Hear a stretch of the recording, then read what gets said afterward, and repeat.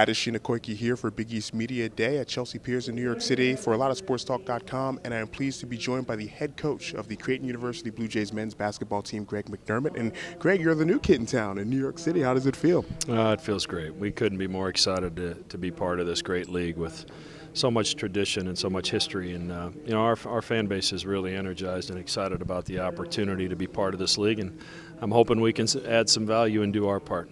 There's going to be challenges, of course, coaching in a new league from the Missouri Valley to the Big East. What are the biggest challenges in terms of the transition for yourself and the players coming into the Big East? Well, part of it is the unknown. You're not familiar with the teams. You haven't played them. You don't know where you're staying for sure, how long it takes to get to the arena, where you're going to eat your pregame meal, all that stuff. So coaches like to deal in absolutes, and there's a lot of unknowns as you enter into a new league. But, fortunately we have some experienced guys back, and we're a relatively experienced team, and I think will make the transition a little easier.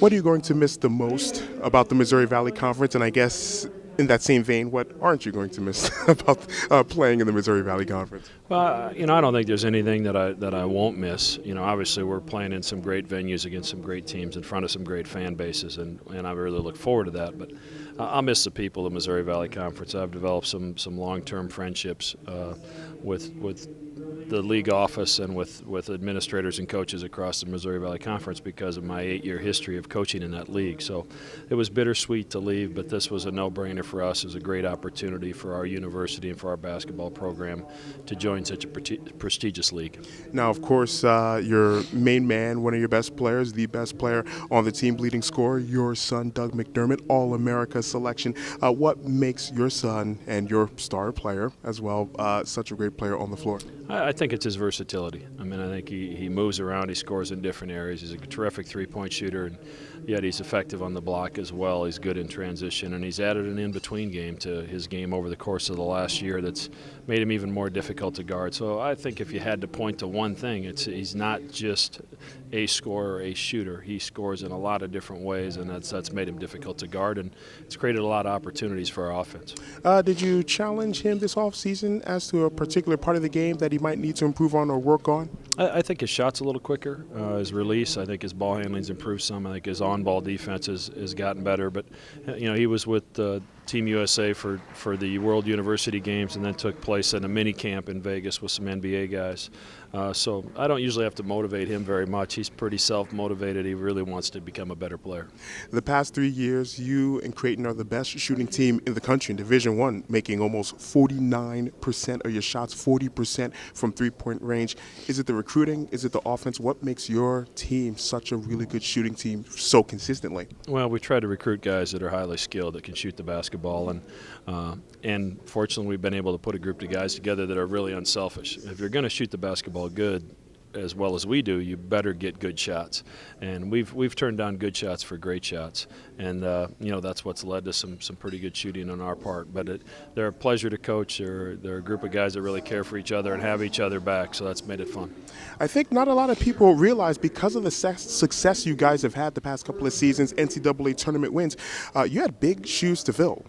Dana Altman, great coach for Creighton, left for Oregon. You came in after your tenure at Iowa State. You also coached in the Valley at your alma mater, Northern Iowa. Just talk about the pressures that were on you taking over for a coach that is revered in Omaha and doing such a great job taking over and picking up where he left off. Yeah, Dana obviously had a great career at Creighton. He built the program and really is responsible for a lot of the recent tradition of success that we've had in our program.